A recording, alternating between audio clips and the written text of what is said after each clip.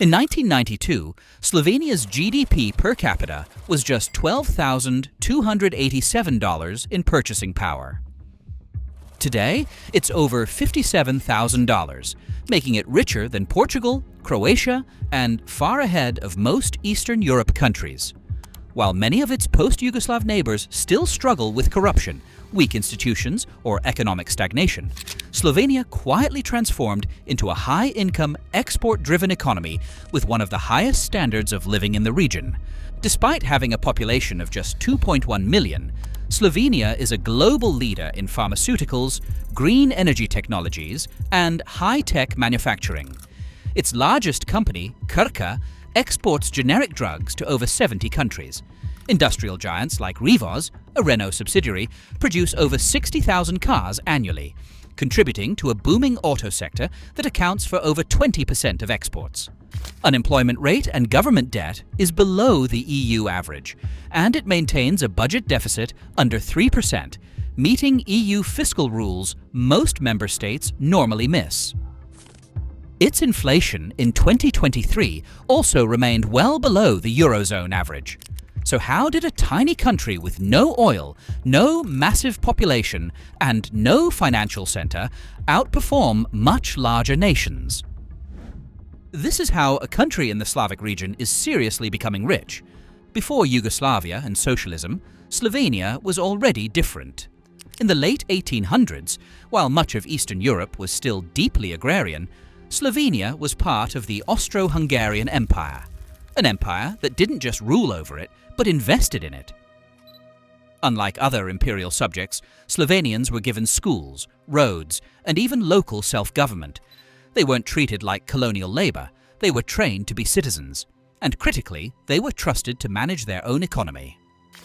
At the time, Slovenia served a strategic role. It was Austria's only direct access to the sea. To move goods from the empire's heartland to the coast, everything passed through Slovenia, so it made sense for Vienna to invest. But those investments had a side effect. Slovenia developed not just infrastructure, but capacity, bureaucrats, engineers, and economists. By the early 20th century, Slovenia had its own university, its own industrial centers, and a relatively literate population. These may sound like basic benchmarks today, but in the 1920s, they put Slovenia decades ahead of its Balkan neighbors. Then came the collapse of the Austro-Hungarian Empire. Slovenia joined the newly formed Yugoslavia, a nation stitched together from linguistic cousins and political strangers. And while Yugoslavia was poor, rural, and fragile, Slovenia was undisputedly the most economically sophisticated in the region. So when the world slid into the Great Depression and then into war, Slovenia didn't start from zero. It already had a generation trained to build things: ports, power lines, railroads, and eventually, policy. This was the first advantage. Slovenia learned how to run itself long before it had to. And that advantage would quietly compound, especially when the region's next political experiment of socialism began. In 1945, Europe was rubble, and Yugoslavia, battered, poor, and deeply divided, declared itself a new socialist federation. 6 republics, 1 ideology.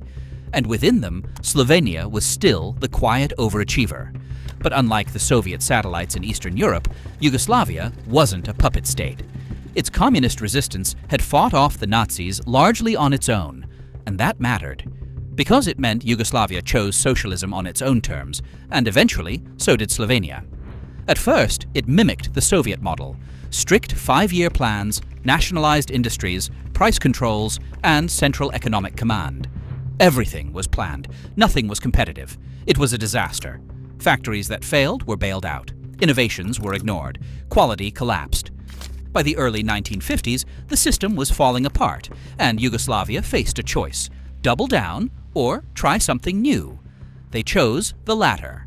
And with it came one of the most radical economic experiments of the Cold War: enter Titoism, or as some call it, socialism with a brain.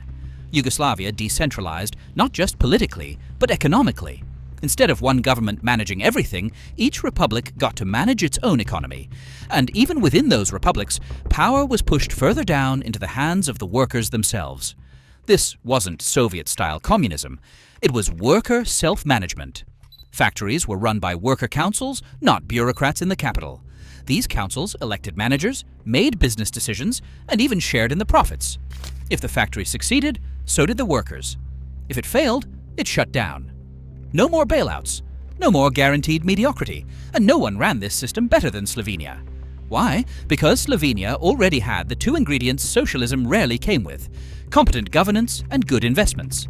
While other regions funneled money into prestige projects or corrupt cronies, Slovenia built for the future by investing in ports, railways, and export-oriented industries. It created vocational schools, modern factories, and reliable supply chains. One pivotal example was the port of Koper. In 1957, Slovenia made a quiet but transformative decision. It poured investment into a modest Adriatic harbour called Koper. At the time, it was an afterthought, overshadowed by larger ports in Trieste and Rijeka. But Slovenia saw an opportunity. During the Cold War, few nations could trade freely with both East and West. Slovenia, with its neutrality and geography, could trade as well.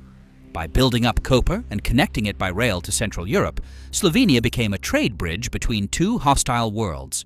Western goods flowed in, Eastern goods flowed out.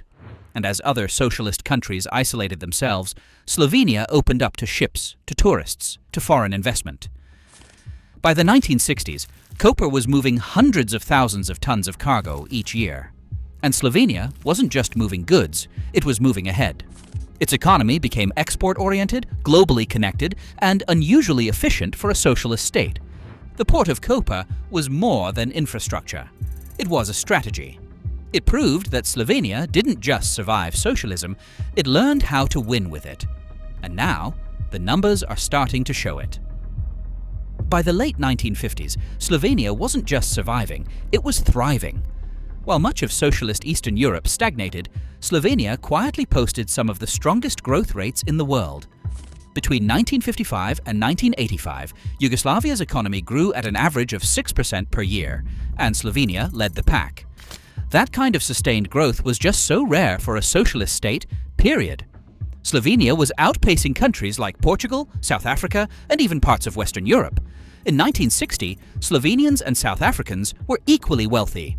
By 1990, Slovenians were 2.5 times richer.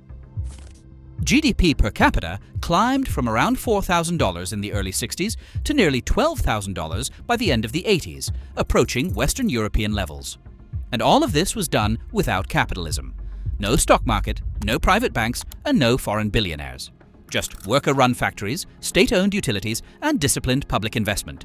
Slovenia was proving that a mixed, pragmatic form of socialism, lean, adaptive, export-driven, could deliver first-world prosperity. And this wasn't just luck. It was the result of choices, smart ones, on trade, on infrastructure, and on who got to run the economy. Slovenia and Serbia shared the same system, same ideology, same federation, same 5-year plans. Yet, by the 1980s, Slovenia was 6 times richer than Kosovo and nearly twice as rich as Serbia. So what made the difference? First, governance. Slovenia inherited strong institutions from the Austro-Hungarian Empire, local governments, schools, and civil service. In contrast, Serbia's governance was more centralized and less efficient. Secondly, corruption. Slovenia invested in things that worked like ports, railroads, manufacturing. Many southern republicans spent on political prestige or funneled money into failing state projects. Third, bankruptcies. While most socialist states feared letting businesses fail, Slovenia allowed underperforming factories to shut down, making room for more efficient ones to grow. Fourth, foreign trade. Slovenia's proximity to Italy and Austria made it the gateway to Western Europe. It embraced this, opening up to tourism, logistics, and cross-border commerce. And finally, competence. Slovenia had engineers, economists, and planners who knew how to turn ideas into outcomes. Same system, different results. Slovenia didn't reject socialism, it just ran it better. By 1991, Slovenia had already built the foundation of a developed economy. So, when Yugoslavia collapsed, Slovenia didn't need to be rescued, it just needed to adapt. While other ex-communist countries fell into chaos, Slovenia moved quickly and quietly. It restructured banks, opened markets, and joined the European Union by 2004. By 2007, it adopted the euro. But here's what made Slovenia different. It embraced capitalism without abandoning its social values. Healthcare remained universal. Education stayed free. Strategic sectors like energy and telecoms remained partly state-owned. Workers retained strong protections, and inequality remained among the lowest in Europe. Slovenia didn't sell off its economy in a fire sale. It transitioned on its own terms, combining the best of free markets with the discipline of its socialist past.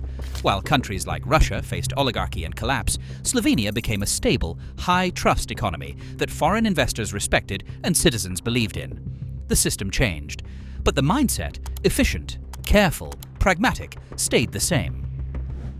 Today, Slovenia is one of the richest countries in Central Europe and one of its quietest success stories. Its GDP per capita, PPP, is around $52,000, ahead of its big neighboring countries. It ranks high on global indexes for education, healthcare, life expectancy, and social equality. Unemployment is low. Public debt is manageable. Exports account for more than 80% of GDP, driven by high-value manufacturing cars, pharmaceuticals, and electronics. This isn't a flashy economy.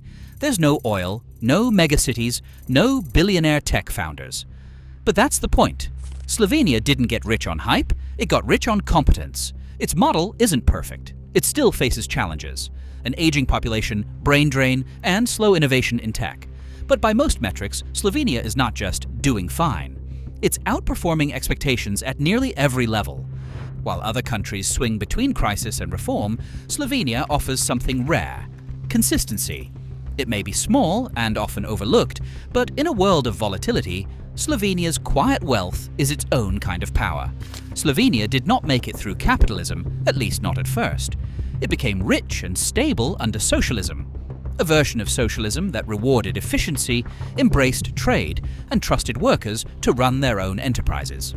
Later, it transitioned to capitalism, not by copying the West, but by protecting the best parts of what it already had: healthcare, education, and social trust.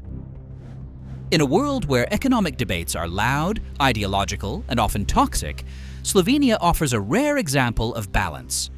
A small country that didn't chase extremes, but beat the odds by staying boring, practical, and quietly excellent.